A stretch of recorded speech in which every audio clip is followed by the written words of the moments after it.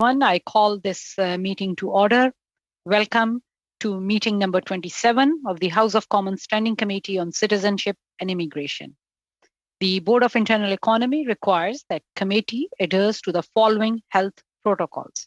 Please maintain a physical distance of at least 2 meters from others. Wear a non-medical mask unless seated, and preferably wear a mask at all times, including when seated.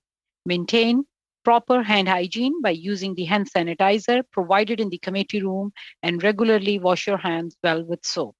As the chair, I will enforce these measures, and I thank you all for your cooperation. Today's meeting is taking place in a hybrid format pursuant to the House of Order of January 25th, 2021. I would just like to outline a few rules to follow. Interpretation services are available for this meeting. You may speak in the official language of your choice. At the bottom of your screen, you may choose to hear floor audio or in English or in French. With the latest Zoom version, you do not need to select a corresponding language channel before speaking. The raise hand feature is on the main toolbar should you wish to speak. A reminder that all comments should be addressed through the chair. When you are not speaking, please keep your microphone muted. The committee clerk and I will maintain a speaking list for all members. With this, the committee is resuming the study of the labor market impact assessment under the Temporary Foreign Workers Program. I would like to welcome our witnesses for appearing before the committee today. Thanks to all the witnesses who have joined in today. Today, in our first panel, we will be hearing from Canadian Meat Council, being represented by Marie-France McKinnon, Vice President, Public Affairs and Communications. We will also be hearing from Alignments ESTA Incorporation, being represented by Stephanie Poitras, Executive Director, and Edith Leplant, Director, Human Resources.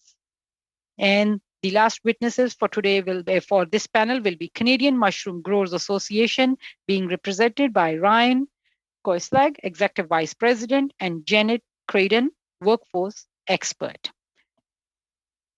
The witnesses will have 5 minutes for their opening remarks.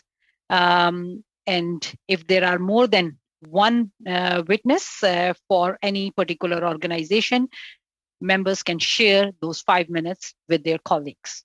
So we will start with Canadian Meat Council, and we will hear from Marie-France McKinnon, Vice President, Public Affairs and Communication.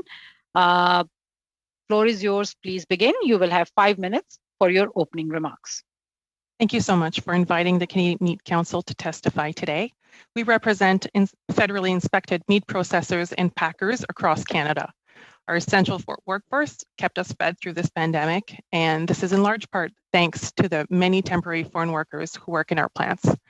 Committee members, there's just nothing temporary about the jobs in the meat processing sector. Our jobs are full-time, permanent, and mostly all unionized. Yet, we have a program that's called temporary. I know you've heard this before. So currently, we're looking at over 4,000 empty butcher stations at our plants across Canada. That's actually only a snapshot considering we only surveyed about a dozen members. This increased from 1,600 2 years ago, and we have some plants with a job vacancy over 20%. I challenge any industry or other sector to compare the work and tremendous efforts our meat processors are doing for recruitment and retention. Their efforts go above and beyond to try to recruit Canadians, yet we're still faced with this shortage.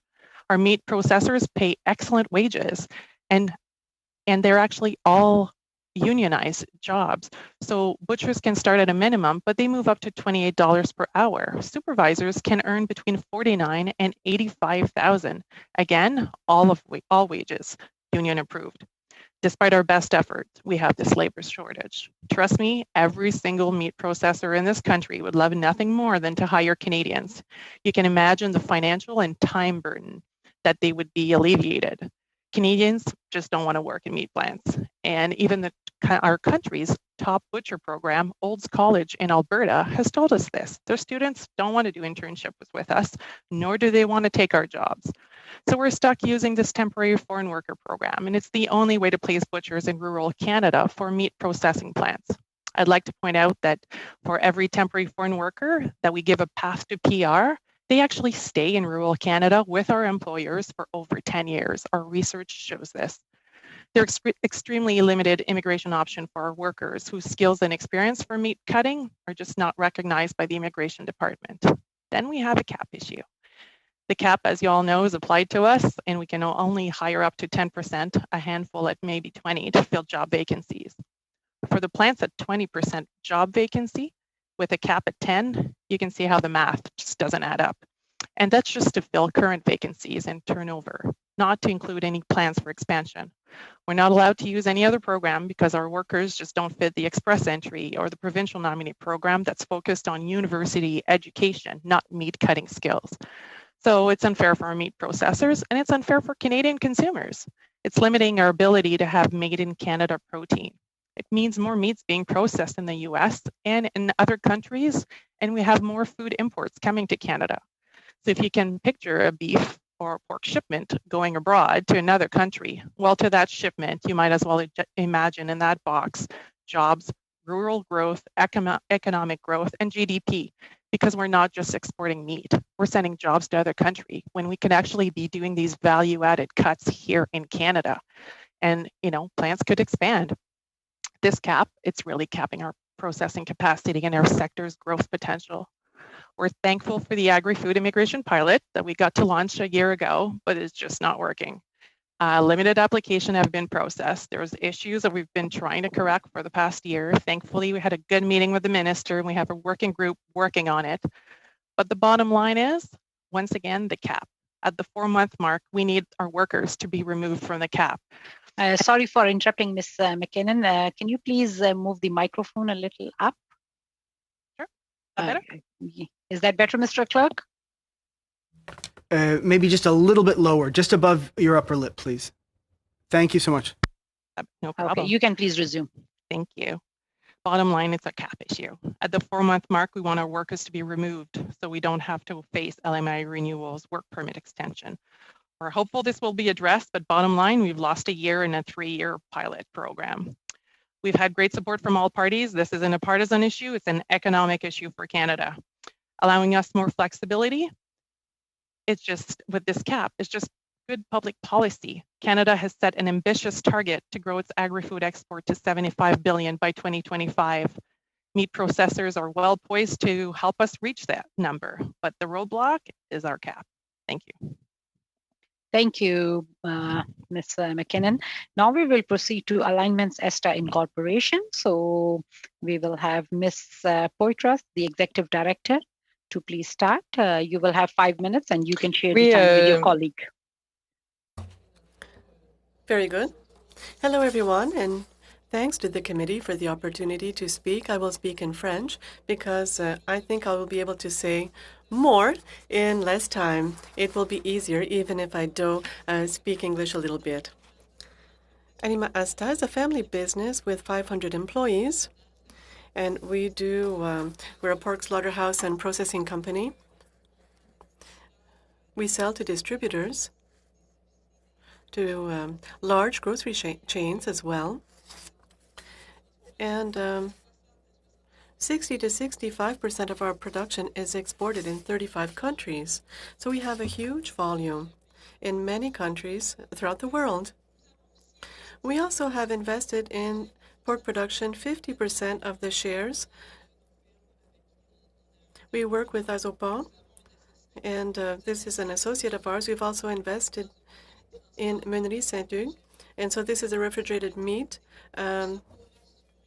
company, also a piglet unit. So this is to ensure the viability of stable business, but this is a family business. My father started this in 1982. In the beginning, we had 300 animals, and now it's over 4,000. And so my father was quite visionary, and he's leaving this to myself and my brother.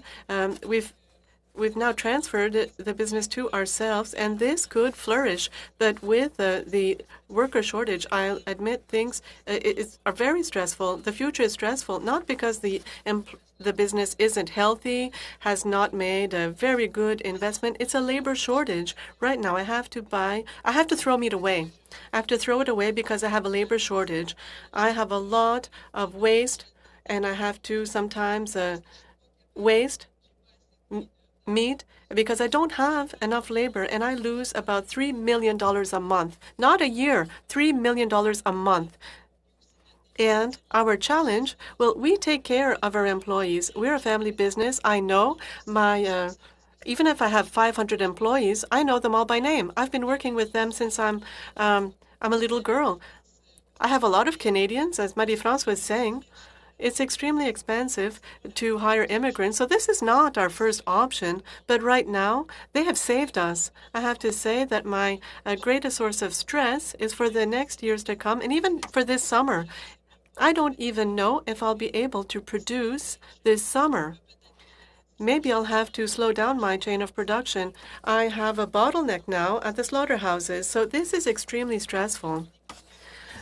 So there are many large businesses in the Lower St. Lawrence, and we can't go bus people in from Montreal. People from Montreal and Quebec don't want to come work 4.5 hours away. This is far from their families, and for the Lower St. Lawrence, we have several large businesses working in the same sector. I think we had 5 minutes. Yes? I'll end with this. So there are many large businesses in many huge sectors. We need a lot of labor. I'll give the floor to Edith. Thank you. Sorry, Stephanie, for interrupting. Hello to you all. I'll try to go very quickly. Despite all our efforts for recruiting, the Temporary Foreign Worker Program is our last resort, but it's not sufficient to fill our worker shortage. So this is an issue with regards to workers, with regards to expansion and development, and our recommendation, our main recommendation with regards to the limit is a huge issue. We sent you a brief, and it would really be that it not be linked to primary agriculture. We believe that we request an exemption from the limit requirement for primary agriculture because we believe slaughter operations are a logical extension. We want to be able to benefit from this exemption of the limit. If that's not possible, we would like to have an increase of the 10% from 10 to 20%, even 30%. And this would help us to ensure the continuity of operations for our business and also development in the future. With regards to permanent selection of temporary foreign workers, right now it's a problem. It's a problem in Quebec because the pilot program related to food processing sector does not benefit. 80% of our employees would like to receive permanent residency. Up. You will get an opportunity when we go into our round of questioning. We will now hear from Canadian Mushroom Growers Association, and we will start with Mr. Koislag, Executive Vice President. You have 5 minutes, and you can share your time with Ms. Craden. Thank you. Excellent. Thanks very much, and thanks for allowing us to speak to the committee today. So the mushroom industry is a very labor-intensive industry, and part of that is because mushrooms actually double in size every day, and so they require ongoing harvesting all the time. Our mushrooms are grown in climate-controlled facilities in farms across Canada, and we contribute close to $1 billion to Canadian economy and create nearly 4,000 permanent full-time jobs. We employ 900 workers to the temporary foreign worker agriculture stream when we cannot find Canadians.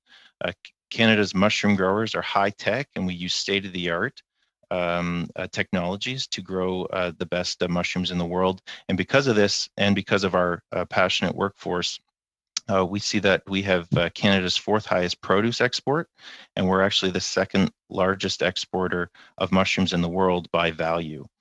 Our report shows that our mushroom harvesters can earn up to $29 an hour Supervisors earn between $35,000 to $80,000, and these are competitive wages. They're not cheap labor. Our mushroom farms are constantly recruiting, yet we have around a 20% job vacancy in spite of all of our efforts. We have permanent problem, yet we are forced to use the temporary foreign worker program, and it's very expensive to use.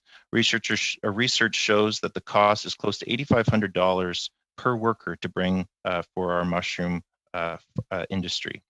And because of COVID-19, we believe that these costs are even higher now. We need to continue to use a temporary foreign worker to fill these job vacancies for food because our industry and our workers do not have the same access to immigration programs that other sectors have. For mushroom farms, one of the top immigration barriers for our workers is the education criteria that's in the Federal Express entry and applied to many of the provincial nomination programs. So I'll pass it over to Janet. Thank you, Ryan. So the main thing that mushrooms and meat processing have in common, we both provide full-time permanent jobs. And so for mushrooms, we've been very excited to work on the agri-food immigration pilot with the meat processing. We feel this is a new recognition and inclusion of agriculture within Canada's immigration strategy.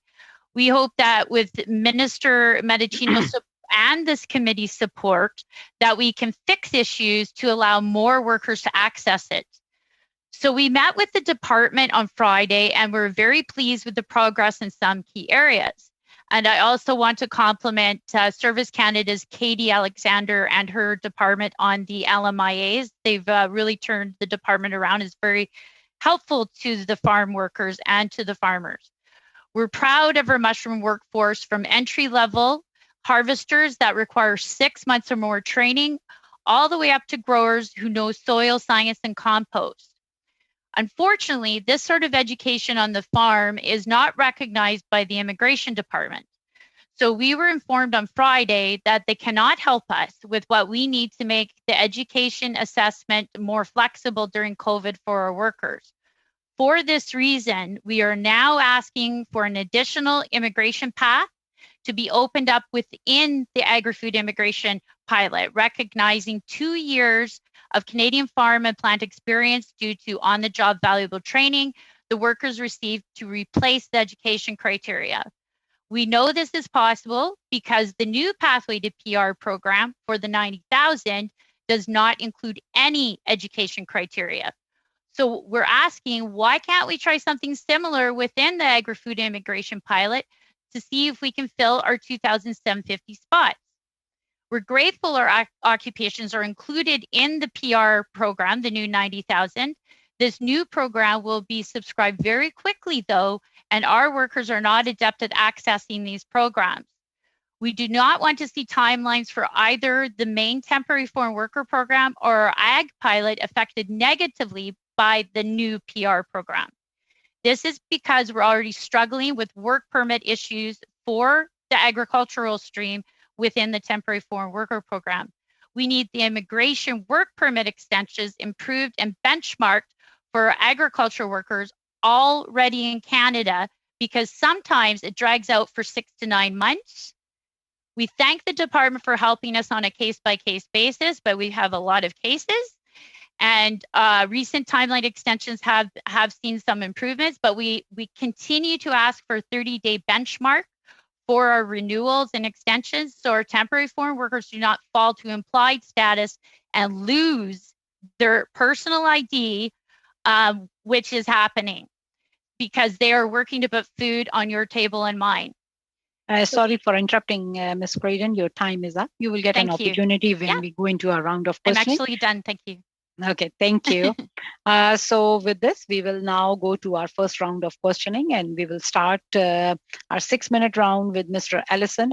Mr. Ellison, you will have 6 minutes, and you can please proceed. Thank you very much, Madam Chair. And I'll start with Marie-France. You know, we hear this time and time again. This is not the first time, not the first witness to say, listen, you know, we could do so much better as an industry if we could just get labor. And I'm always amazed, you know, as the country that produces a lot of raw products, you know, it seems like a travesty to me that we are not doing more value added, right? Which is in production and slaughter capacity, all those things as it relates to your industry. And we're bringing in approximately 400,000 immigrants every year, and first-time people working towards citizenship and permanent residence and things like that. But yet, every industry we talk to, time and time again, what we hear is that we're constantly the shortages are growing. In other words, they're getting bigger and bigger. I mean, this seems to be the never-ending issue, and I think as a country, we could do so much better if we could just get these, sector by sector, have plans in place to try and move forward. You were talking about that, Marie-France. Talk to me about. Am I guessing? Because we ship a lot of product to the States that they finish. Do they have the same type of issues? Are they being more flexible? What are they doing with their immigration or their ability to get workers? Or are they experiencing the same kind of problems that we're having? To be frank, I think they're actually experiencing the same problems we have, right? So everybody has somewhat of a shortage but that's also our problem. So if we don't attract those temporary foreign workers to come to Canada, and we have a great country to sell them to come to, right? And to help us grow rural Canada. So these temporary foreign workers have other options as well, right? So us recruiting them and taking them here and helping us, work in our meat plants and build rural Canada is really what it's all about. So we have this huge opportunity, and, Canadians just don't want to move to rural countryside. Like, that's just not for everybody, right? So the shortage is there, and recruiting, people say, you hear this all the time. Well, you bring them in, they're moved to urban cities. They don't. Our research, most of them don't. If our research shows that if you bring one in and you give them, assuming they work out and everything's great and it works both ways, assuming there's a good fit there, that temporary foreign worker stays with our members for over 10 years in rural Canada. So they're not moving at the first chance of getting a PR and moving to, Toronto, which is like what everybody talks about all the time. These employees actually stay with us. So I don't think our situation is not unique, but we have a big one. And, I don't, it fathoms, me to think about us shipping meat abroad when we have the capacity in the industry to process more, to increase our processing capacity. And yet we're kind of handcuffed by labor shortage and by this cap I talked about earlier. So I guess I think I know the answer to the question, but I'm going to ask you: should we not be, as a country, looking at sector by sector, talking to the different industries that are struggling, and trying to come up with a plan to work within them? It may be a pathway to residency, permanent residency. It may be some temporary. It may be a combination of things as we move forward. But it just seems crazy to me that sector after sector, we have shortages, which means lost revenue, which means lost taxation, which means at the end of the day that we're not competing on the world stage the way we could be if we had a plan, sector by sector, to help out your specific industries and your specific needs. I couldn't agree more. I think a sector plan is what makes sense. It's just good public policy. And actually, if the dream would be to have a division within AAFC, Immigration Canada, and ESDC that works together to fill that gap, so that when we're facing labor shortage, we're like, and Stephanie talked about, we're primary processing straight to, like, we're all intertwined from, the producer to us. We work together. They can't be backlogs. That means we're losing. Look at how much, product Aliment Asta is losing. That's crazy. And that's just because of a lack of labor. So having a labor strategy for our sector, for agri-food, for, meat, for anything, make it agri-food, but have the three departments work together to come up with a good plan. We need more paths to PR. We need the labor cap to be, removed, or not, at least hiked a lot more. Let us fill these jobs. Let us demonstrate to the government what we have to offer and how much we can grow our sector and grow our exports. It's all there. We just have to tap into it. And it would be great for our industry to have an opportunity to really deliver on that. Thank you. Janet, I see your hands up. You want to add a comment here? I think you got a minute left. So why don't you finish that minute with what you have to say? Thank you. So exactly what you're saying, Mr. Allison, is exactly what the industry has been asking for from multiple governments for many years. They would like to see an agriculture and agri-food workforce program We're hoping this new immigration pilot could be a piece of that. But as you can see, we're struggling with the criteria with the program because the majority of the immigration programs are set up for more for urban centers, what they call the higher education, degrees. That's what all the point systems. So we want our pilot to be different to allow maximum access, so we could at least be allowed to fill our 2,750 spots.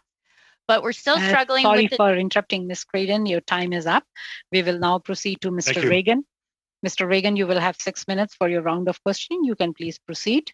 Thank you very much, Madam Chair. Ms. McKinnon, you talked about programs like, well, you mentioned the temporary resident to permanent resident program, and that's something that has, well, that has no educational requirement, that stream. So are you saying you want to see more programs like that?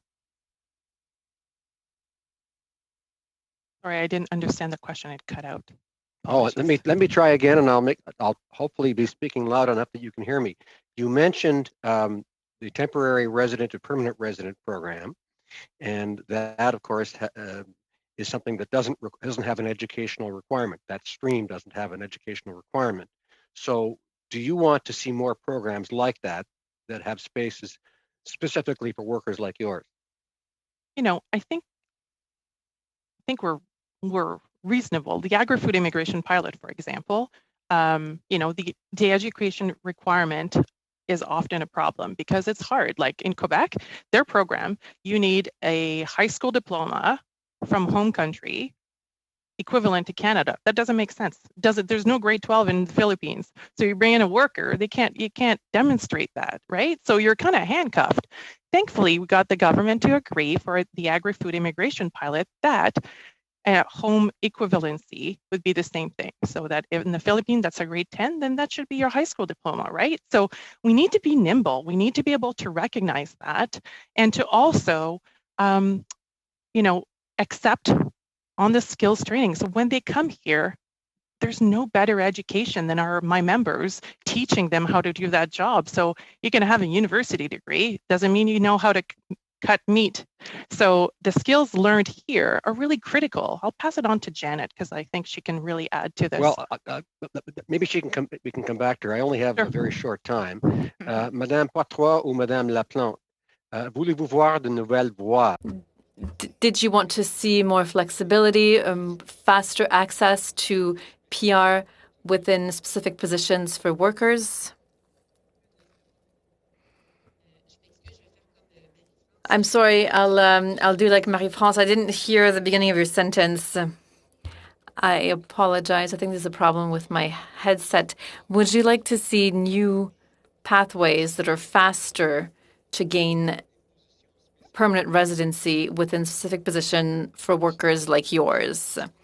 Yes, indeed. That's what we had said. So thank you for giving me an opportunity to talk about it because I didn't have a chance to do so earlier. But yes, we would like to have the selection of permanent residency be more agile, more flexible, and easier for our temporary foreign workers to have access to permanent residency.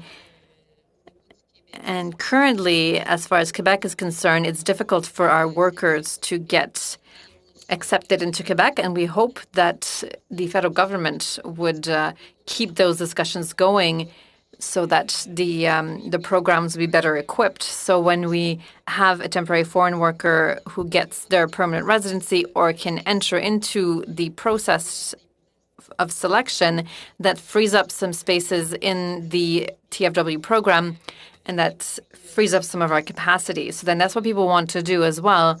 They want to have permanent residency in Canada, and yes, they want it to go faster than it currently is, and they want to have an opportunity to reunite with their families and to get their partner's work permit, get their children's study permits. And that would also be good for recruitment and in order to get those temporary foreign workers coming here. So to answer your question, we would like to have faster entry and have quicker ways for our workers to get into permanent residency. employers aware of what the minister announced earlier this week, the new pathways to permanent residency for temporary foreign workers in quite a few different occupations, and how receptive are employers to these measures? Oh, are you hearing me? Who was that question to? Ms. Creighton. Oh, thank you. Sorry. Yes, they're very receptive, and we're going to be supporting as many workers as possible within the new pathway. However, we are concerned because we think it will probably. I've spoken with the immigration consultants. We feel it will be full up, likely by June, and we're within our 30,000 quota. We're competing against construction and trucking, who also have immense labor shortage. So that's why we're saying, can we make it like an education adjustment within the agri-food immigration pilot, so we could also fill up the 2,750 spots. We want to make it more accessible for the workers, which we feel their skills and experience in the Canadian farms and on the plant should be recognized. That is the education of the farm that matters. Yeah, on the farm and in the plant, not that they have a university or the right high school diploma, which is almost impossible to get right now because the village schools are closed because of COVID. So we can't get it to the Canadian Assessment Company. And so we're very concerned. We think it's a primary blockage of us using the agri-food immigration pilot, which we're hoping to use and fully utilize with the 2,750 spots. How do the workers become informed about these new streams? Well, that's the other thing. We're hoping for education from the department, and we did ask for that on Friday. We would like them to provide a webinar for the employers. Start with the employers before the end of May. We specifically asked them for that. And sorry for interrupting, Ms. Creighton. Time is up for Mr. Reagan. We will now proceed to Madame Normandin. Madame Normandin, you will have 6 minutes for your round of questioning. You can please proceed. Yes, thank you very much, Madam Chair. I thank all the witnesses. This was very instructive for me. I want to ask you about something that we haven't necessarily heard about in the other panels. And we talked about the lack of flexibility for employers, the issue of cost, the issue of predictability for workers as well. But you touched on something that I think we need to work on today as well.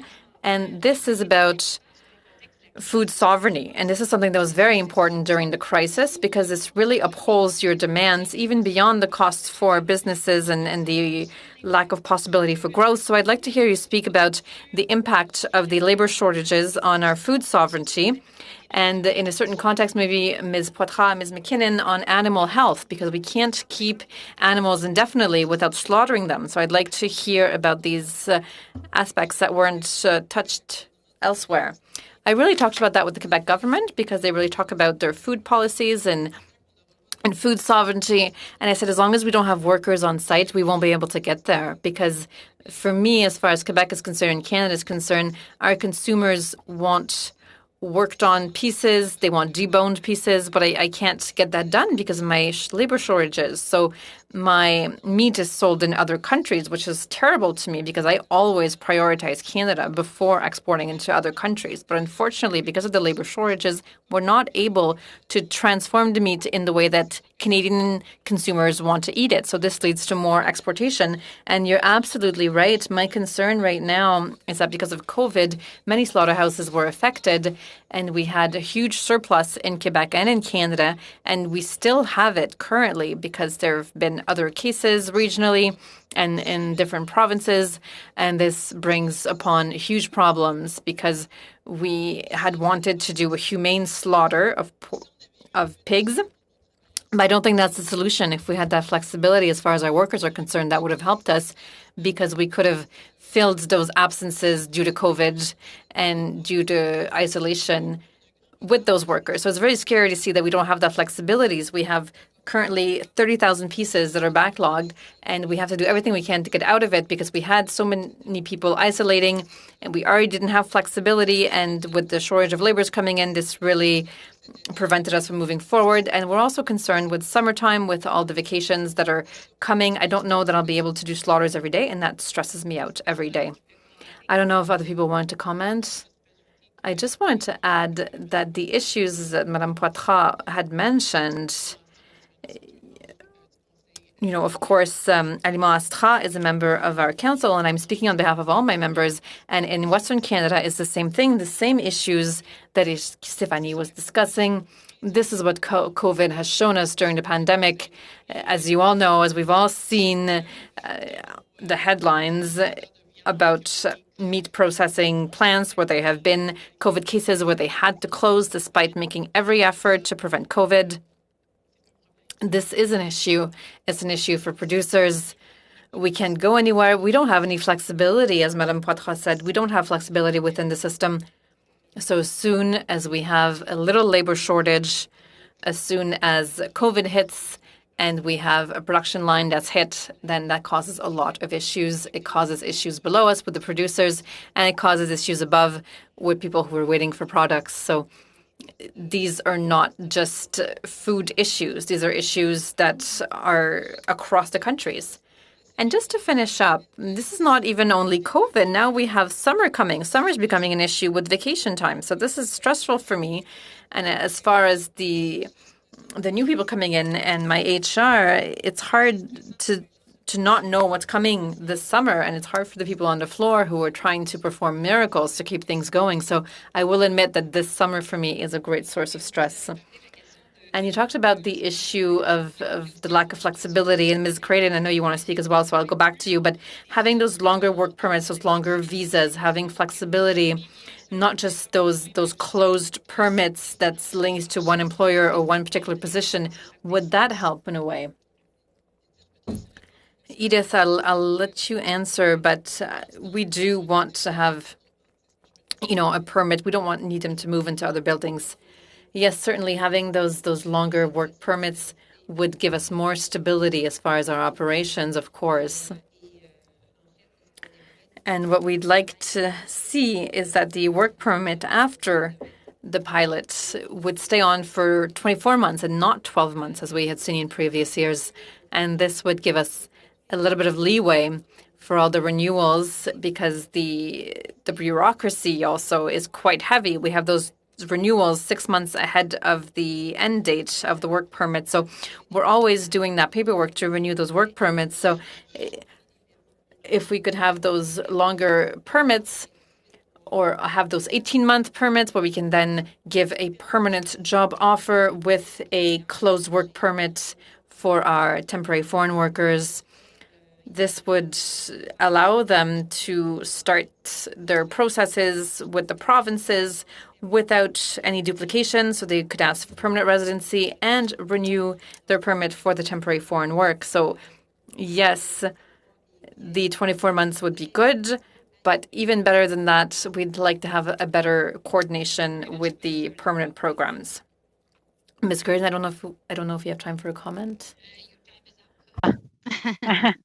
Okay, we will now proceed to Ms. Kwan. Ms. Kwan, you will also have 6 minutes for your round of questioning. You can please proceed.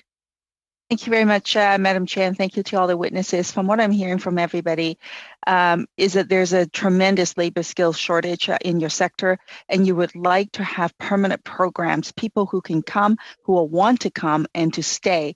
And so from that perspective, I'd love to hear from you if you have any specific recommendations. Specific recommendations on what that number might be. So if the government were to make an announcement on a permanent program for your sector, what would you like to see? What would that number be? Maybe I can start with Ms. Kaden. Yes, so for ag and agri-food, the shortages are immense. Like Marie-France talked about, 4,000 is what we're talking about for the meat processing, and Canadian Ag HR Council has explained the shortage for the primary ag.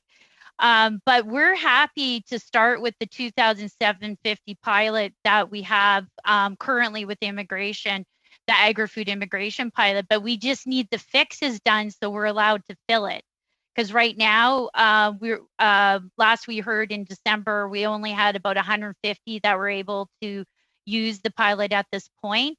So that's the primary recommendations that we have, is to allow us to make the changes that make sense to the workers, that would allow us to fill the pilot and recognize the experience in the plant and on the farm of the 2 years as an additional pathway, not just the high school certificate in the village school. You know, this is what makes sense for the workers, so we could get maximum usage of our 2,750 spots, because we're afraid they're going to tell us it's not successful, but we just haven't had a chance to use it. And we're still fighting to get the right kind of criteria to support the workers and the farms and the plants so we can fill those job vacancies. Let us fill the job vacancies and then we can work from there, but help us fix the pilot. That's what we're asking your support for. And we have a joint report that will be distributed, I guess, next week. It's not translated yet, with the Meat Council and Mushrooms, explaining what our recommendations are for the agri-food immigration pilot. Okay. Does anybody else have additional aspects to the number, more specifically about the program, to add, or are you all in agreement with what's been offered? I agree with Janet. Clearly, we're very aligned. You know, beef and pork and mushrooms kind of go hand in hand when you eat it. So I will say that the biggest number you have to think about is, I think it's less about the programming. Yes, we could use more permanent, more paths to PR, but the options we have now are workable. There's a solution. The agri-food immigration pilot is great. The cap, that's the number we need to look at.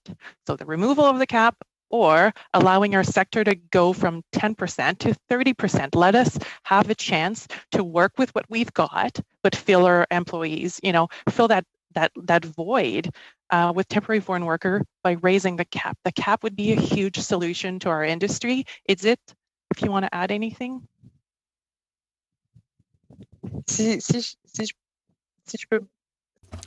If I may, I would like to come back on what Edith said earlier. What she said is that on farms, the problems were solved the day the limits were removed, the day they could go and get workers to fill their needs.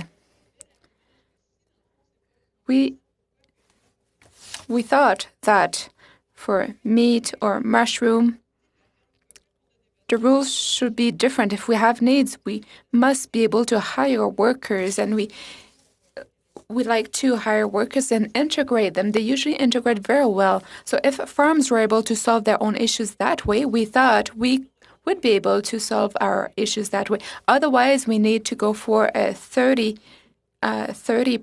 limit. So that's what we had in mind, to use the same solution as for the farms. And to add to this, Ms. Kwan, yes, the limit should be completely removed or put to 30%. That would be our second recommendation. Also, permanent selection programs must be improved. I cannot speak for the rest of Canada, but in Quebec, there needs to be a better matching between federal programs and provincial programs. I've heard from other sectors as well. We all have, actually, with respect to the language testing, how it doesn't make sense. And it does sort of cater to the way it exists right now to university students, for example, but it really leaves a lot of other people out. Should the government get rid of this language testing requirements, especially for your sector, and I've heard it from the caregiver sector as well. Many of the workers who are already here already speak the language capacity well enough to be able to communicate with the employer. So I don't know why it is that they have to set these additional barriers for people. Should the government get rid of these language testing requirements? Ms. Caden? Okay.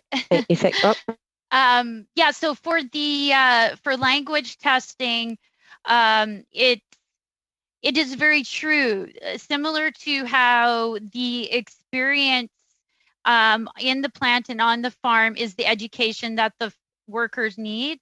There is also not a recognition that if they're working in these jobs, they are learning English as they're working. And so that is not recognized. But sorry for interrupting, Ms. Braden. Your time is up. Okay. So I see a hand raised by Ms. LaPlante. Madam Chair, I wonder if for the other witnesses who want to answer this question, if they can submit something in writing to the committee then, because they didn't get a chance to, we ran out of time. Yes, of course. If there is anything you want to bring it to committee's notice and you were not able to talk today, you can always send in written submission to the clerk of the committee. So we will now proceed to Mr. Seaback. We will have 3 minutes for your round of questioning. You can please proceed. Well, I was just going to say, whoever wanted to answer that question, please go ahead, because I want to hear that answer as well to Ms. Kwan's question. Yeah, so for us with the mushrooms, I think our number one thing is if we could get the education criteria amended. I think it would be very difficult with the department regarding language, but they are increasing criteria both for language and education with all the provincial nominee programs. They keep saying that they're following what the federal government is telling them. It's very much a hot potato. They don't seem to want to answer why they're doing this. All of this makes it more difficult for our workers, and we're looking for more flexibility for our workers to allow them more access. That's what we're hoping for. Thank you. Mademoiselle LaPlante? I see your hands up. You're on mute. You're on mute. Please proceed. Oui, ça va. Thank you. So yes, regarding criteria for permanent selection or for the pilot, since we're in Quebec, we must use the provincial program. And for the permanent selection, the criteria are quite difficult. We have about 30 TFW from the Philippines, and they cannot get their permanent residency because of the requirement on the diploma, the age, and the language. So this is why, yes, there is a pilot, and it is maybe great for the rest of Canada, but we cannot use that program in our case. And this is why we are asking for discussions to be carried out with the government of Quebec. So we're more interested in the limit as opposed to the permanent residency. But yes, criteria for the permanent residency should be lowered.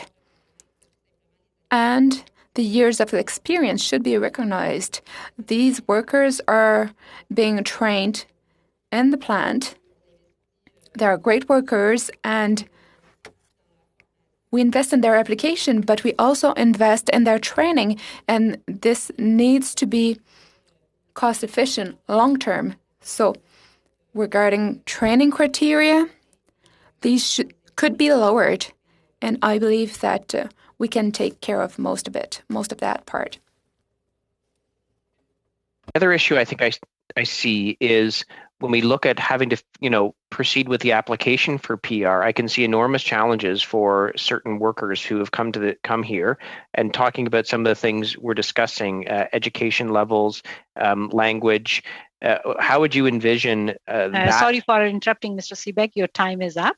We will now proceed to Mr. Dhaliwal. Mr. Dhaliwal, you will have 3 minutes for your round of questioning. You can please proceed. Thank you, Madam Chair. Madam Chair, I will agree with the MP, Madam Jenny Kwan, because when she was saying, when we have farm workers, either production lines, I have seen people come to Canada and they were working in farms. Not necessarily they were PhD in English literature or French literature. They were able to do great work, and we did not have that work shortage in those days. And even these days, when people apply for farm worker from overseas, what happens is, number one, condition comes in that they are not established in their country. They don't have, if they are established, they would not be coming to work in the farms here. So I would like to ask all the presenters here, particularly, would it be helpful if the companies are able to apply themselves, those farm workers directly been given visa and come to their own companies instead of, going into the pool and whatnot?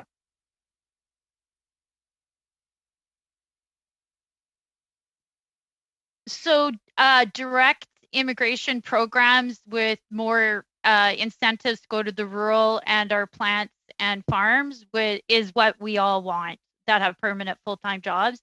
Unfortunately, like we keep saying, the temporary foreign worker program is our only option for placement in the rural. It functions as a placement agency for those that have full-time permanent jobs. We have no other options with the immigration programs in Canada, how they're set up.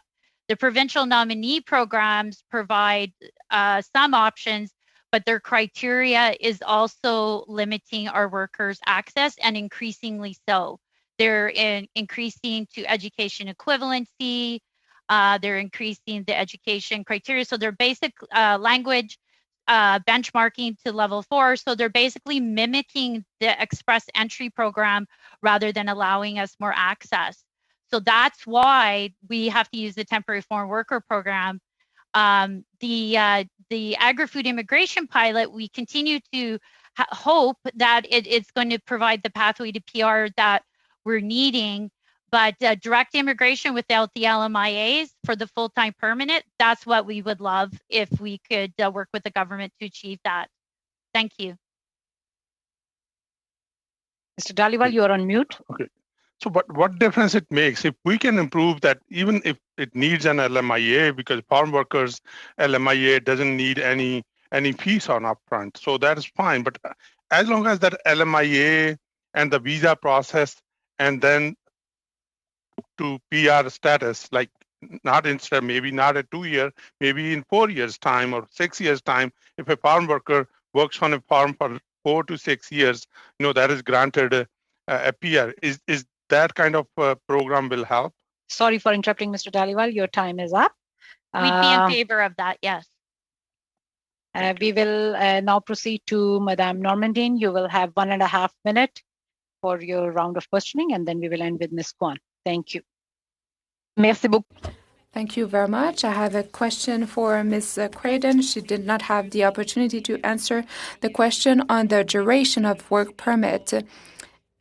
She also mentioned training on site. It is not being recognized to get permanent residency. So would it be useful if with the work permit, the workers could have better access to permanent residency if the worker was allowed to improve his or her language skills, for example? That's actually what we're absolutely supporting, is that if we could get our on-the-job training 2 years experience recognized, then that would, as another path, even within our current agri-food immigration pilot, to give them more access. That's absolutely what we support. Regarding the duration of the work permits for agricultural stream, we already have 2-year work permits, and we're supportive of that. I know the meat processing worked with the department. Marie-France was a big part of that, and they have a 2-year work permit finally back again. It took them 4 years or 4 or 5 years to get that back, and it was a lot of work. But we need these 2-year work permits. But we absolutely support a strong pathway to PR. We support open work permits. We would like them to have some access. Sorry for interrupting, Ms. Creighton. Okay. Your time is up. We will now end this panel with 1.5 minutes from Ms. Kwan. Ms. Kwan, you can please proceed. Can we ask Ms. Creighton to finish that last sentence? I think she was going to say. Yes, we do support open work permits within the agri-food immigration pilot, and we were a bit confused why it wasn't included in the criteria, because every plant and farm has a handful of open work permits. We also support them for the vulnerable workers, and that if they have a problem with the employer. But what we do want is a strong pathway to PR. We don't support open work permits for everybody when they come, because they have to work to fill the job vacancy. So if we had them going all over when they come, then they would not be filling the job vacancy, and we need people to produce our food, and that could be a problem. It would also suppress wages for Canadians. So we support the process. They have to go work, where they have their contract. After they get their permanent residency with the agri-food immigration pilot, for example, then they can go anywhere they want with the valuable, experience. So that we support a strong pathway to permanent residency is what we need on the farms, so that we continue to produce the food, and the workers can also learn their skills and experience through the farms. One of the criticisms that we've heard from folks is that when the government announced the new program, the language testing, for example, was already full up. It was already booked until Sorry September. for interrupting, Ms. Kwan. Your time is up. And with this, our first panel comes to an end. I would like to thank witnesses for appearing before the committee. And if there is something which you were not able to bring it up because of the lack of time, you can always send in the written submission to the clerk of the committee, and we will take those into consideration as we draft our report. So with this, the panel comes to an end, and I would suspend the meeting for a few minutes so that we would allow the witnesses for the second panel to log in. Thank you. Mr. Clerk, if you can do these.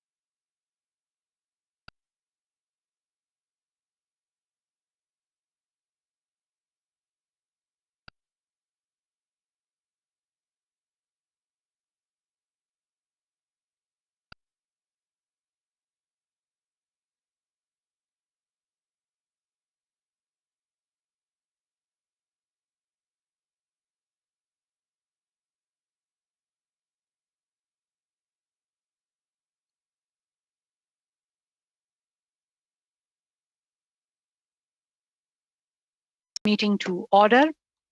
We will resume our study on the labor market impact assessment and the temporary foreign workers program. I would take this opportunity to welcome all the witnesses for appearing before the committee, and we will be hearing from the witnesses. Each witness will have 5 minutes. Today, I would like to welcome Mr. Alain Brebon. He's appearing as an individual. We will also be hearing from Living Water Resorts, being represented by Larry Law, founder and chief executive officer, and also we will hear from Donald Berkeley, general manager and vice president, resort operations. We will also be hearing from Centre Local de Développement de la Région de Rivière-du-Loup, being represented by Ms.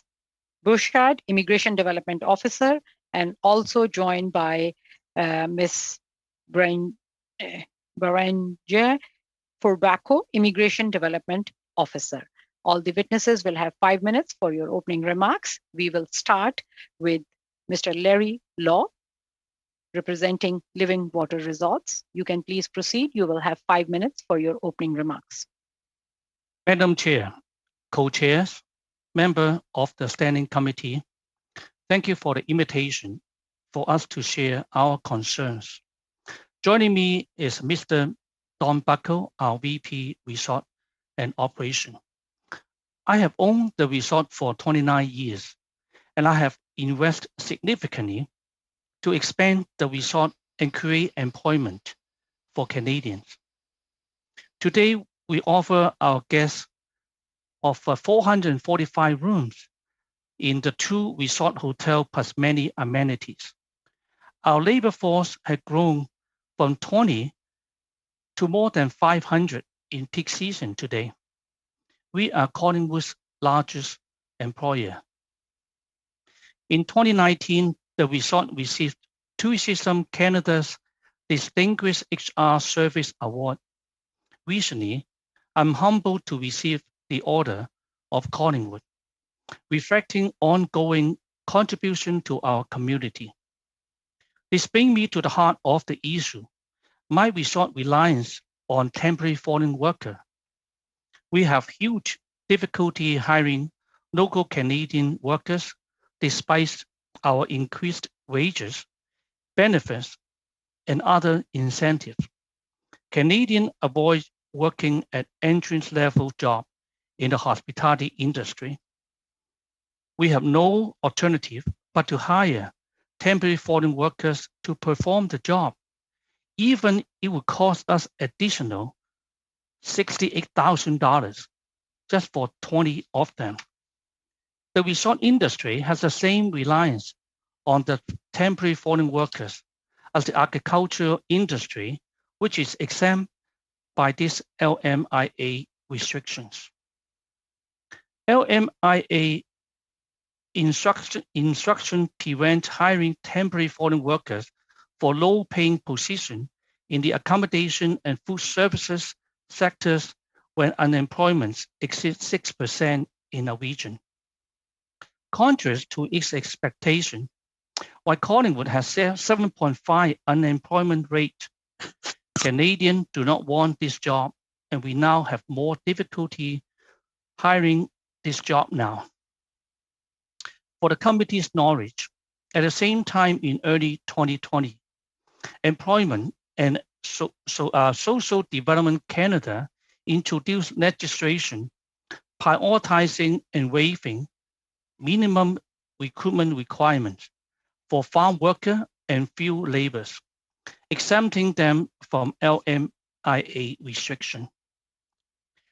For our busy 2021 summer season, we need to hire 20 new temporary foreign workers. Without these workers, we will be forced to close 80 rooms, and it will cost over $5 million of our annual revenues. Direct layoff of over 100 of our resort team members, over $43 million of the retail spending in the community, increased dependence upon government financial subsidization On the related note, we recently completed a $50 million of addition of 86 suites in our waterfront hotel. We are in trouble. We propose a simple amendment in the 2020 instruction for entry-level as accommodation and food service sector job. The proposed solution would parallel the priority exemption the government provides to the agriculture industry. We propose adding an exemption in specific tourist regions, including Collingwood, Blue Mountain, Niagara, where resort prove they are unable to hire local Canadians. Our proposed solution is endorsed by the Resort of Ontario and the Ontario Restaurant, Hotel and Hotel Association. This proposed amendment will reopen a window of opportunity for the temporary foreign worker, thereby ensure preserving jobs for Canadians. Minister Cotron wrote to me and saying that the department will consider policy adjustment at if the situation evolves and the evidence warrants. This is the time to do so urgently. Sorry for interrupting, Mr. Law. Your time is up. You will get an opportunity to talk further when we go into our round of questioning. With this, we will now proceed to Madame Bouchard and Madame Forbacco. Both of you together will have 5 minutes for your opening remarks. You can please proceed. Merci, Madame la. Thank you, Madam Chair, and thank you to the committee for inviting me and my colleague here today. We are mandated and we have prioritized immigration services for 20 years. We support businesses in their immigration strategies and their labor recruitment activities. The various agreements that bind us to the MIFI allow us to improve the support that we offer directly to recruited immigrants by acting as an intake and integration organization. In our territory, we have about 1,800 businesses, mostly SMEs. Also, some international businesses with several hundreds employees. The economic vibrancy of our companies, job growth in recent years, and expected for coming years, demonstrates the validity of recruitment programs through immigration, such as the TFWP discussed today. And we salute the efforts that have been made since the beginning of COVID on these programs. So based on our experience and that of the companies we've worked with, we propose a few recommendations for this program. Number one, that the recruitment process for temporary foreign workers be simplified, more specifically on these 4 criteria. 1, by increasing the number of targeted occupations in the framework of the simplified processing of the LMIA for Quebec, or better yet, by returning to the province of Quebec certain responsibilities regarding the LMIA and its analysis. 2, by proposing a system of facilitating extension of the LMIA and work permits, procedures for a second, third LMIA, so that a company can renew a foreign worker in their position. 3, by easing certain formalities so that all types of personnel, HR managers as well as SME directors, can easily grasp the steps to be taken. 4, by lightening the necessary criteria for the publication of job offers. Some people have had offers published for weeks, but have to redo the offers every 4 weeks to meet the required criteria. Recommendation 2 has to do with the delays for immigrants who are still abroad. Delays in processing and issuing work permits have a consequence on subsequent renewals, sometimes leading to precarious conditions and increased vulnerability. 3, that the proportion of foreign workers with temporary status in low-wage jobs be reduced to a minimum of 20%. I'll give the floor to my colleague. Thank you. We want to recommend for point 4 that businesses from economic sectors with seasonal activities, such as accommodations and food services, have access to the same labor treatment as that enjoyed by seasonal agricultural workers. 5, that the period during which work permits remain valid for temporary foreign workers be at least 24 months, possibly 36. The 12-month permits, especially for low-wage workers, create problems regarding renewals. It's also recommended that organizations such as ours be better equipped by giving them privileged access to contracts at IRCC and Service Canada. Even if we don't fill out the documents for them, nor do we do consultations, we often find ourselves as being the only resource available. Notably, because the wait time on the phone for client services is excruciatingly long, but also because we regularly obtain divergent opinions from IRCC agents. This undermines the image of the institution on one hand, and on the other hand, forces us to appeal to our federal MPs. Currently, 70% of the files processed by the RDL constituency office are for immigration. Now, permanent residency for retention of people. The shortage problems are endemic and must be addressed with programs that allow for long-term solutions. Talking about how we can facilitate access to PR for Quebec or Canada. The job categories favored in PR programs do not correspond to the categories of employees recruited through the TFWP in our regions. The level of French or English required for PR is much higher than that with allophone workers can acquire. Agriculture, low-wage workers recruited over 12 or 24 months. This often leads to situations where employees will stay for several years without being able to stabilize their situation or consider bringing their families closer. In Quebec, in particular, the lack of rapid access causes collateral damage and precariousness. In particular, the financial and moral implications of renewing permits, the psychological pressure of having to keep a job with a closed permit, the impossibility. Ms. Forbacco, you will get an opportunity to talk further in our round of questioning. With this, we will go to our last witness, Mr. Alain Brebion. Mr. Brebion, you will have 5 minutes for your opening remarks. You can please proceed. Madam Chair, I believe try and correct his camera issue, and he's not on the Zoom at this time.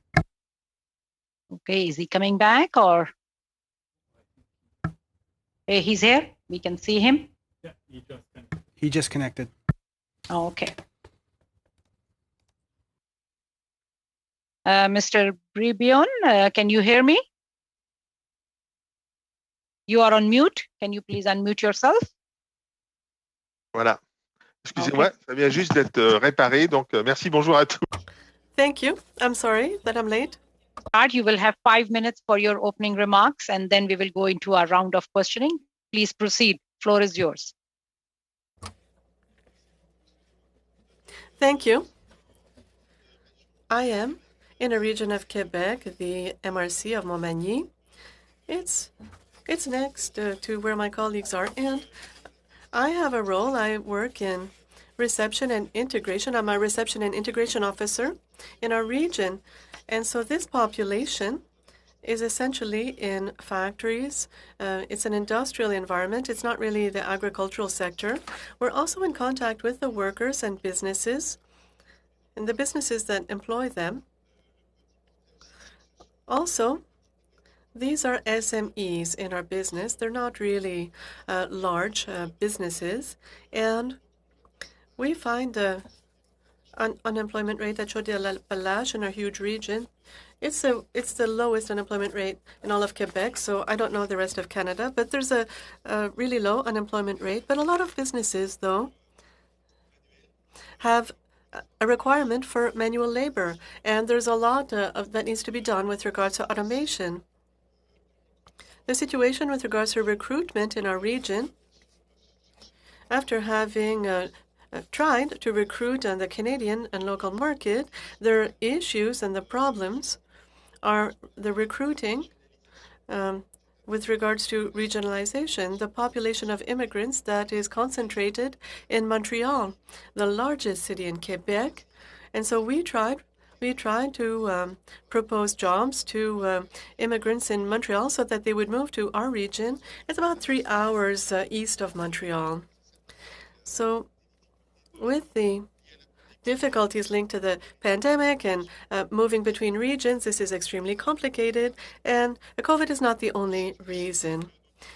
So now we find ourselves in a worker shortage situation. It's even more severe than before the pandemic, and more companies are being affected than before the pandemic.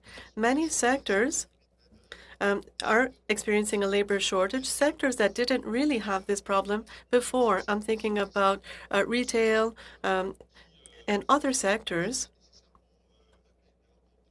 that did not necessarily call upon international recruitment. But if I think of a Canadian chain, for example, Tim Hortons, they've had to recruit workers outside in Madagascar. So this situation during the pandemic, well, we've seen that, and this is also the point of view of workers that we deal with regularly and the businesses as well. We've seen the issue to extend permit renewal.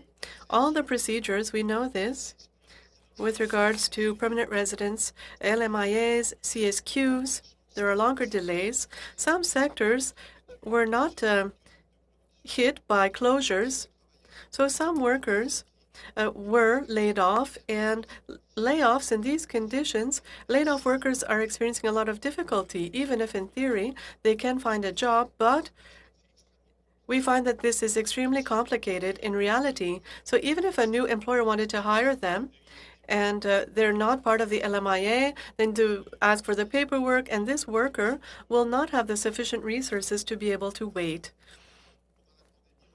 During the pandemic, we also experienced difficulties with regards to financial resources. So we're at the maximum for our workers. There's a lot of pressure on our workers. They're not always very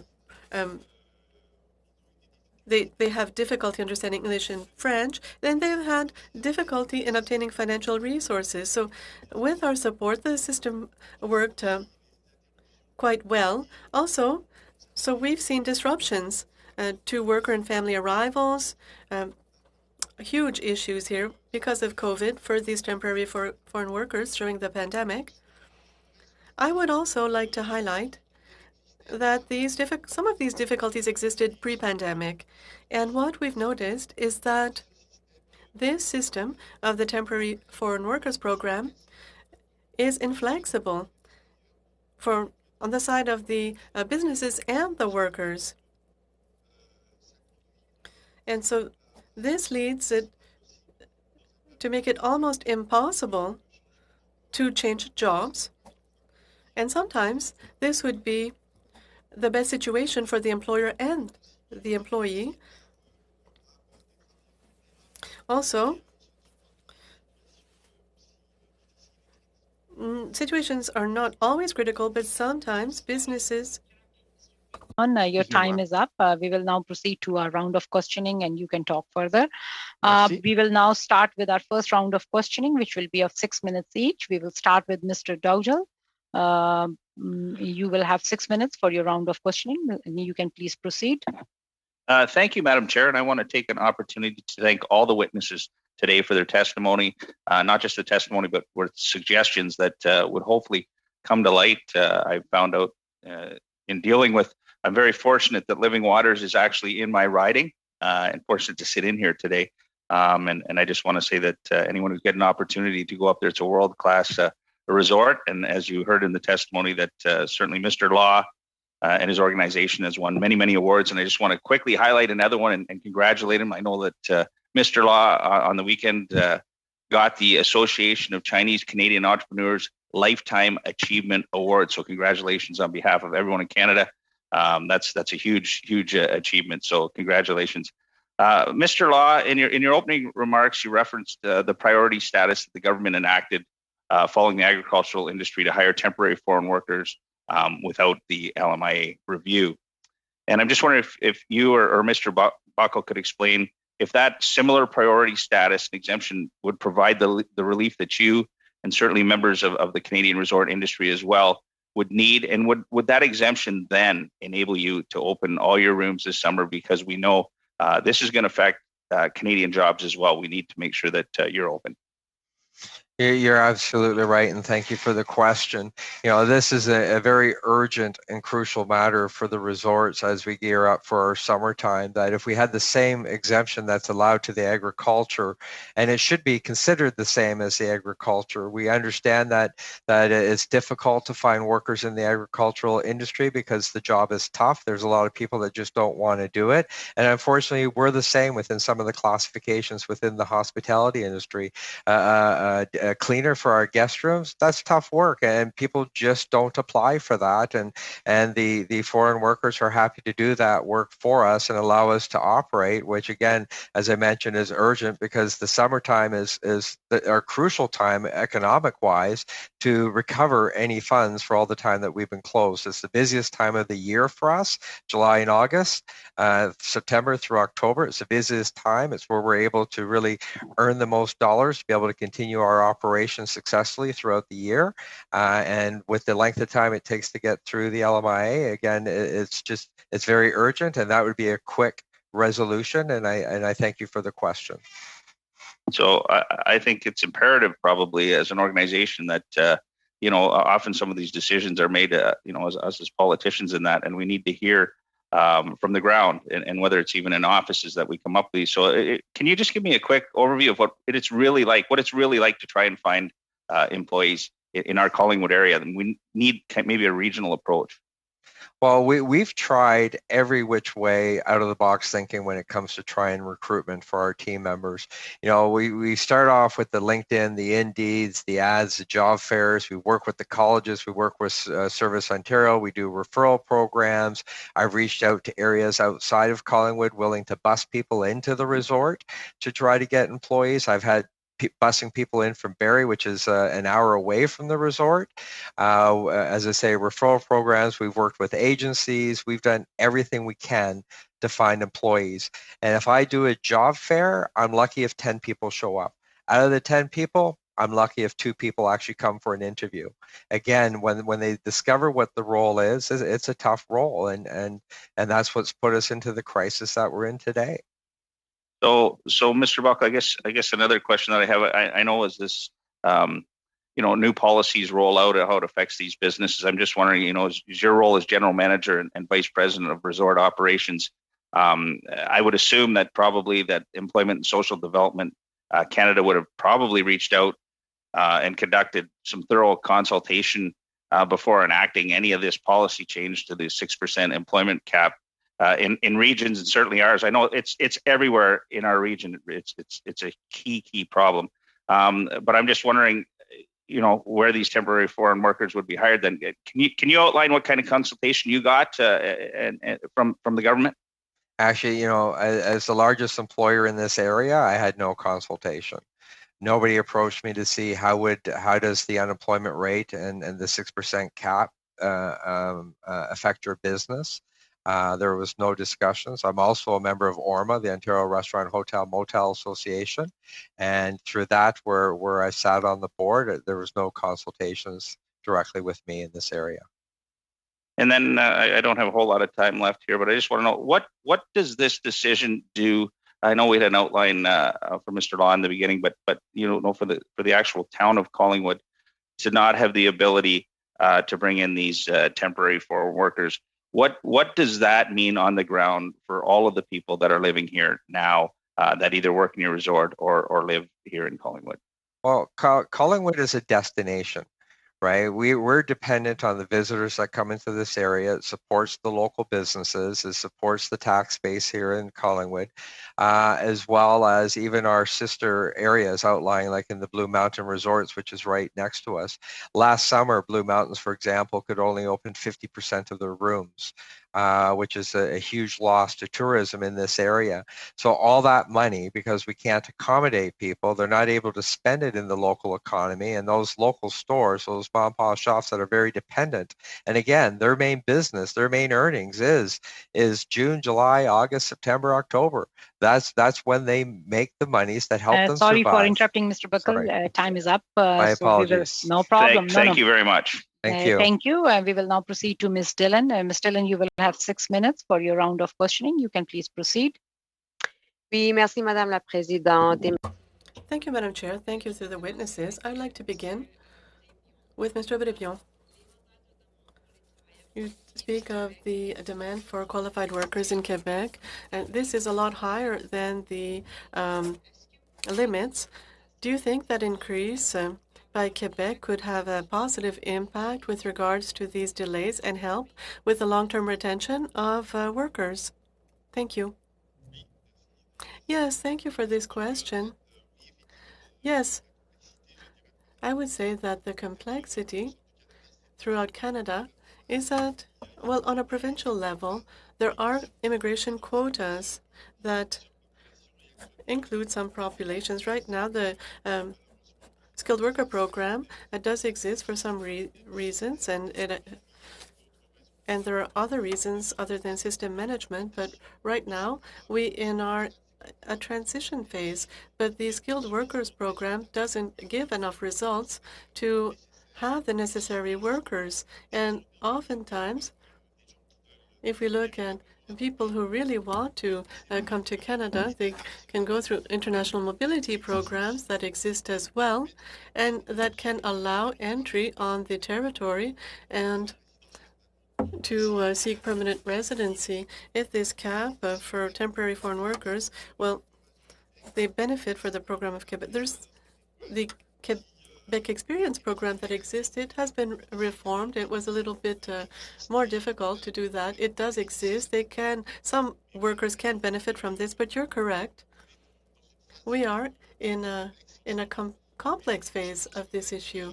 I think that even if there are many reasons over several years now linked to immigration, there are also structural issues that make it so that the labor shortage and the difficulty is a hard issue to solve, even if you increase the number of temporary foreign workers. Merci beaucoup, Monsieur Bre. Thank you. Mr. Brebion, my next questions will be for Mrs. Servaco and Mrs. Bouchard. If we have the time, Mr. Brebion, once again, I don't know if you're aware of this, but Premier Legault just did a virtual conference in front of the Labor Council and with regards to massive immigration. Do you think that it's true, what he just said about this, and that the needs with regards to labor in the sector of agriculture and also the agri-food sector could be filled adequately on the short and medium term without going through immigration? And second part of this question, what do you think of what he said in the context of the labor shortage that you have to deal with right now? Well, I didn't really have the opportunity to listen to his statements and to turn my mind to this, but we did see that there is a will that it was hard to have people come to Quebec that very high academic qualifications. So there has to be a joining together with the reality in the field. Also, immigration has to be looked at in a broader way. We have to think about a human management of this file. Working with people from other countries, I've met with hundreds of people, and their journey is very different. We're not just welcoming them. We're welcoming human beings, families on different journeys with different experiences, and all these people have an impact that's not just an economic impact. I will stop with that. Perhaps my colleague wants to add.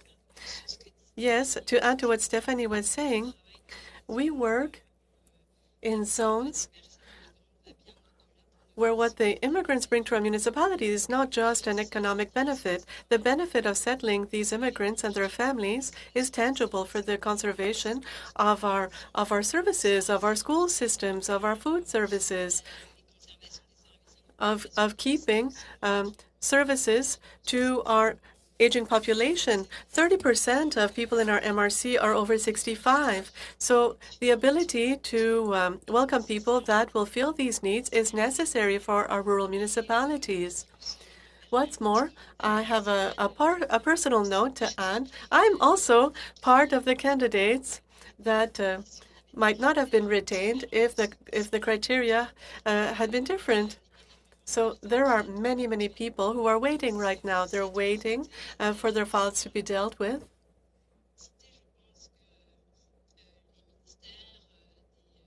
Departments in Quebec and the federal government are under discussion so that we're able to find solutions for people who are waiting for permanent residency and also to find solutions for the labor shortage in our regions. Mr. Brébion, do you have anything to add? Yes, one point.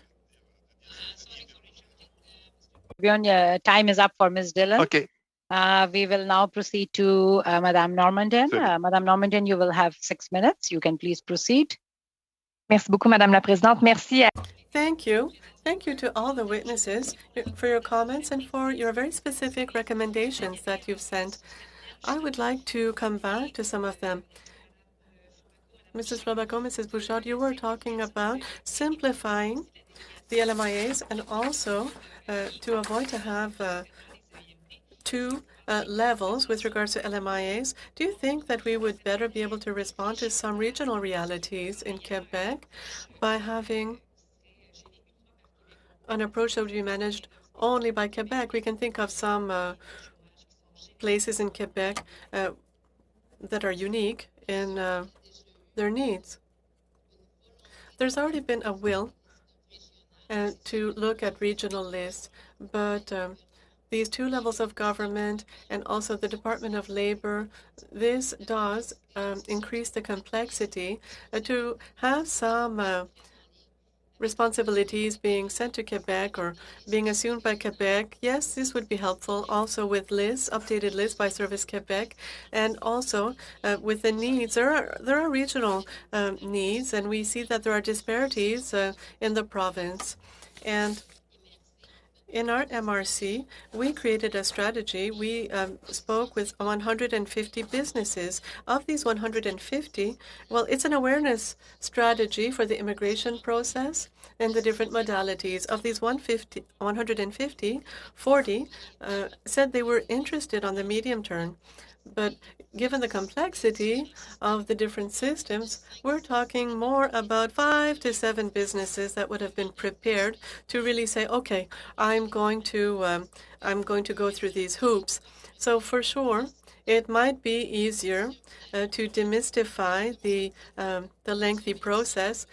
Of 1,800 businesses, 90% are SMEs. So it's up to the directors of the businesses, the foremen, to take care of the paperwork. So perhaps a simplified version would be helpful.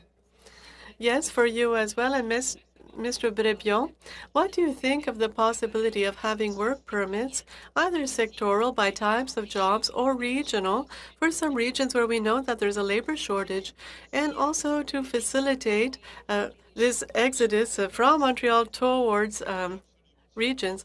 Well, at the same time, I would talk about the sectoral approach and the regional approach. Why? Because we see that with closed work permits, it would be good if a worker was able to change in a certain sector, or at least in the profession that was determined, that the system does not have any flexibility. We see this, and it's to the detriment of both businesses and workers. It's a system that is difficult to manage production. We know that the workers need a revenue. Oftentimes, they do overtime to have a sufficient amount of revenue, and to block them with sometimes one employer, and sometimes there might be two employers or two jobs, and without doing 200 hours a week, of course. But it might be a possible type of flexibility to rather than being tied to one sector, one employer, then you'd have to look at the investment and the cost factor, the cost for travel, etc. But these things could be organized, I think, either with the employers or the worker. Mrs. Bouchard? Well, I think that I can speak to a willingness and an enthusiasm on behalf of the businesses to share labor. Some businesses don't have the opportunity of making requests because they have some periods. There are more seasonal jobs, and then other businesses could hire people linked to the LMIAs. And we've seen this in the hotel sector. There have been discussions if it would be possible to share a certain pool of potential candidates. So I think this would be very beneficial. Thank you. And you spoke about help in understanding programs. We receive a lot of requests in MP's offices. 40 to 60% of our files are immigration, and sometimes it's hard for us to obtain information. Could you specify if we implemented a dedicated line for businesses to help you? Would this be useful? Would it be more important that you have people providing general information or officers that have access to specific files and can solve specific issues? Mrs. Verbaco. Yes. Have access to people that understand the files.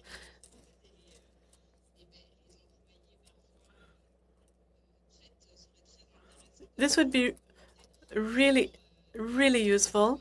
Sometimes we've dealt with people who didn't have access to the files, and so the answers were not didn't correspond to what we had seen. We could call 2 or 3 times, and without receiving the same answer. So the idea of having specialized officers that would have access to the files and would be there in order to help us and also to reassure businesses and employees during this process. It would be extremely useful.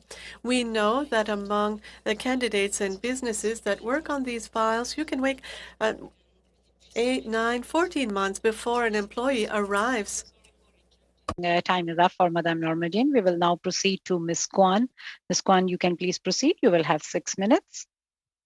Thank you very much, Madam Chair, and thank you to all the witnesses for their presentations. From our last panel, we heard from pretty well every employer and industry representative to raise concerns about the language and educational requirements. They are saying that it actually doesn't fit the needs of their employees to get their pathway to permanent residence. I'm wondering whether or not this is a concern for you as well. And this question applies to all of the witnesses. Maybe we can start with Mr. Law. I think it's really important to have a good intention, but at the same time, consultation is very important to understanding the business in the particular region, particular profession. That will be ultimating thing to do. Yeah. Okay. Specifically on the question around language requirements, do any of the other witnesses have any comments about that? If not, I'll move on to another question. Ms. Verbaco? Oui, très rapidement pour compléter ce qui a pu être dit par d'autres. To add to what others have said, I imagine that we have many employees that arrive and that are able to work without any problems in different languages, but the level required oftentimes for Quebec is 7 out of 8. It's not easy to have access to permanent residency. Oftentimes, it's an obstacle. It's an obstacle, and they might have to renew work permits 3, 4, 5 times, and this doesn't allow them to stabilize their situation. It would be something that could be reviewed, knowing that sometimes these people already speak 3 or 4 languages, and they are able to function. Je peux compléter, peut-être? Can I add to this? Yes, I'd like to add to what Bérangère said. We know that the level required for Quebec for permanent residency is a very high level of French, and it has been failed by some francophones, apparently, who were not able to pass this exam. So this is an important point. This being said, we have to understand that in Quebec, we know it's important to integrate in the Quebec society. Perhaps this is different if we compare with other Canadian provinces, not just to communicate at work or elsewhere, but also there's an issue linked to identity and integration. So the linguistic issue is complex, we know that. But right now, the level required for temporary foreign workers, it's too high probably to facilitate the possibility of obtaining permanent residency. Thank you very much. That's definitely what we're hearing consistently, actually, from many, many representatives, both the workers as well as industry. On a different note, with respect to permanent residents, you know, we have a high need and reliance on the temporary foreign workers program. And what is clear is that there is a shortage of workers. What are your thoughts about having the government bring in permanent resident status streams right from the beginning, so that the workers, we can actually increase the number of workers in the respective sectors across the board, so that we're not so heavily reliant on a temporary stream? Does anybody want to take on this question?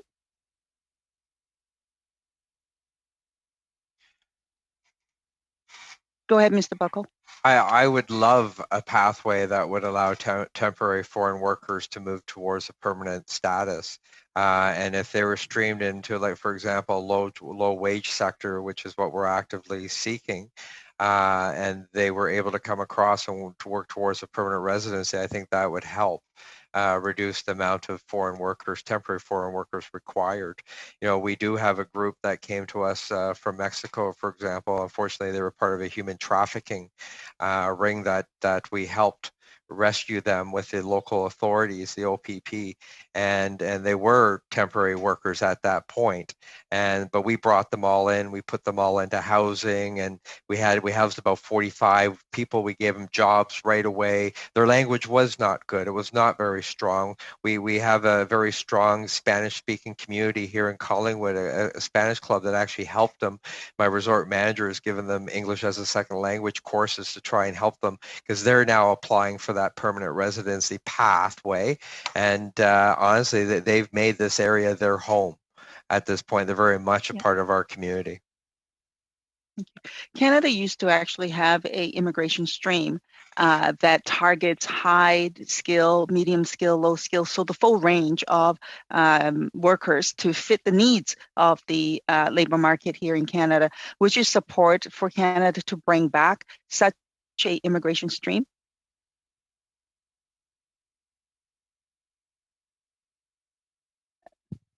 Anybody want to take this question? No? Okay. You have 15 seconds, Ms. Kwan. Well, I'll simply say that many of the other employers in the other panels actually said that they would support this stream. So thank you. Thank you, Ms. Kwan. We will, with this, our first round of questioning comes to an end, and we will have 2 minutes for each party for the second round of questioning before we end this meeting. So we will start with Mr. Helen. Mr. Helen, you will have 2 minutes for your round of questioning.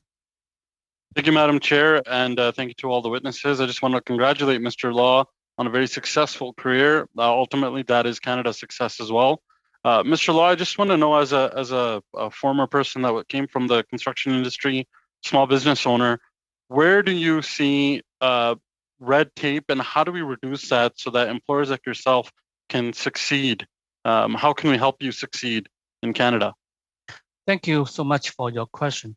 I think the communication between the government and especially the local government, if this is a local issue, if it is a foreign issue, different level of the government should have a constant consultation. In construction, as you know, it's very shortage as well too. So why can we do something constructively for the trade school and all this kind of thing, all the way holistically in education and all this kind of thing, as well as importing the trade professional people from overseas as well too. But no one seemed to be. More I want to do something in the country. Honestly, more I feel the need of the government's power. They need to be understanding, they need to be the leader, and they need to understand what is needed so that they get on doing it. Timing is an issue. It's very frustrating. As an entrepreneur, we are just there to do the job. But somehow, the policy and all those kind of things, which I don't know anything about that, but this is really, my heartfelt comment on it. Timing, understanding, and also communication, willing to do the job. Less politics, but more of get the work done. Thank you so much for that. And it's too bad to hear that your company, being the biggest employer in your region, weren't even consulted by this government. And I hope they listen and move forward, that they can do that in the future with you. I think that's really important. Would the IRA like to also comment on red tape? I know you guys are very familiar with that stuff. Sorry for interrupting, Mr. Hallen. Your time is up. If any of the witnesses want to talk on this, they can always send in the written submissions, and we will definitely take that into consideration. We will now proceed to Mr. Sidhu. Mr. Sidhu, you will have 2 minutes for your round of questioning. You can please proceed. Thank you, Madam Chair, and thank you to our witnesses for joining us here today. And then I know Minister Mendocino is extremely hardworking, and he always checks in with stakeholders across the country. And I want to take this time to thank him because I remember shortly after the election he came down to Brampton and he met with key stakeholders and heard some advice from them. So thank you to the minister for being so proactive. My question is going to Madam Bouchard or Madam Verbaco. The maximum duration of employment for TFWs in the low-wage stream has increased from 1 year to 2 years. Have employers in your municipalities taken advantage of this change? And has this been helpful to have longer-term TFWs to avoid retraining and orienting new employees in addition to seasonal workers?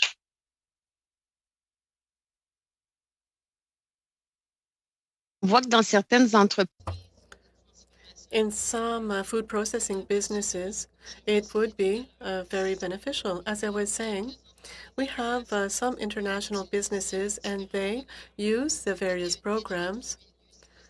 But in my region, it's mostly SMEs.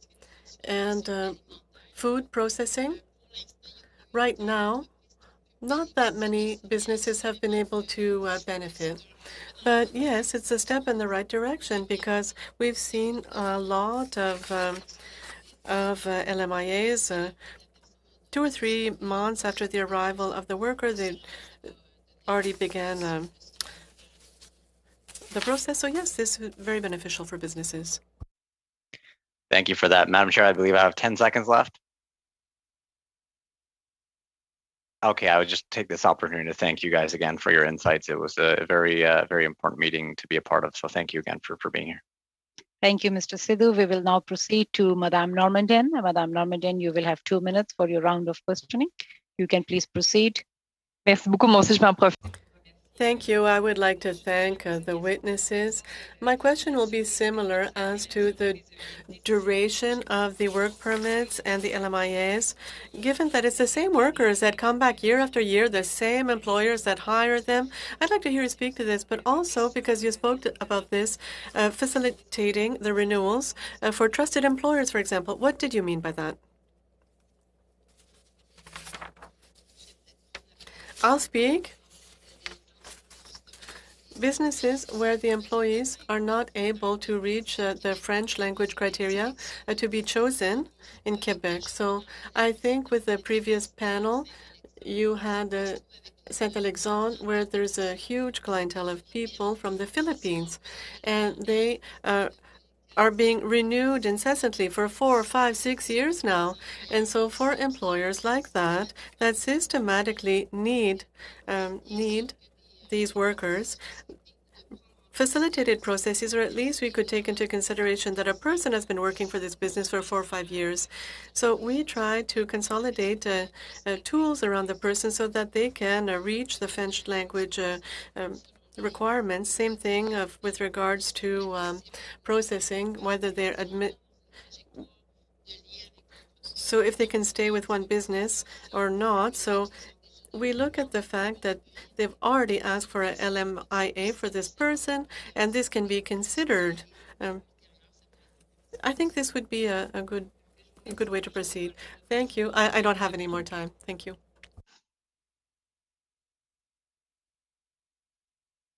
Sorry, Madame Normandin, you have 15 seconds. J'aurais le temps de poser une question. I can ask a question, but no time for an answer. Okay. Thank you. We will now proceed to Ms. Kwan. You will have 2 minutes, and with that, we will end this panel. Ms. Kwan, you can please proceed. Thank you very much, Madam Chair. Just a quick question. The government, the minister announced the 90,000 spots for TFWs. I'm just wondering whether or not you have any thoughts about that, if those numbers are sufficient to meet your industry's needs. I'll open that question. If anybody wants to answer, they can put their hand up. Okay, it seems like nobody has an opinion about that. Maybe I can ask this question of you, Madam Chair. Actually, from our last committee meeting, I asked whether or not we can actually have the Hong Kong study report be ready for Friday so that we can be in a position to look at dealing with that report the following week. I wonder if we have an answer on that. Thank you, Ms. Kwan, for raising that. I have checked with the analyst and the clerk, and we cannot have that report back by Friday from the Translation Bureau. So the earliest we can get is 14th. In case, if it comes early, I will notify the committee, but the date I have that it will be back from the Translation Bureau is May 14th. I see. So then from that perspective, the earliest opportunity for committee to look at that report will be the 26th of May, am I correct? Yes, but I will be, I've worked on a calendar, so I'll try to bring committee business. Calendar will be sent to you by the clerk, and we will try to bring, as soon as we have the report and the timing, we can best work out the next committee. We will have consideration of the draft report on that. Thank you. I would just urge that we try to get to that report as soon as we can, just because the situation in Hong Kong is very urgent and literally by the day. With, Mr. Clerk, do you have any date? We are thinking to have that meeting on the consideration of the draft report for Hong Kong study. If you can let the members know. The first meeting after the 14th is Wednesday, May 26. Monday, May 24 is not a sitting day, so Ms. Kwan is correct. The only way the committee could consider the report sooner is if the committee met outside of the usual meeting block. And is there any opportunity for that, Madam Chair? I will have to look into it and see if there is any availability. So I will review the calendar with the clerk, and in the next meeting, I will notify the members on that. Thank you very much. I would. Thank you. With that, our today's meeting comes to an end. I want to take this opportunity on behalf of all the members of this committee. I really want to thank all the witnesses. You have really provided very important testimony towards the study which we have undertaken. So thank you. And it was a great meeting. So if there are any clarifications you want to provide, or if there is something which you are not able to say because of the shortage of time, you can always send in a written submission. So with that, I thank everyone, and the meeting is now adjourned. Thank you.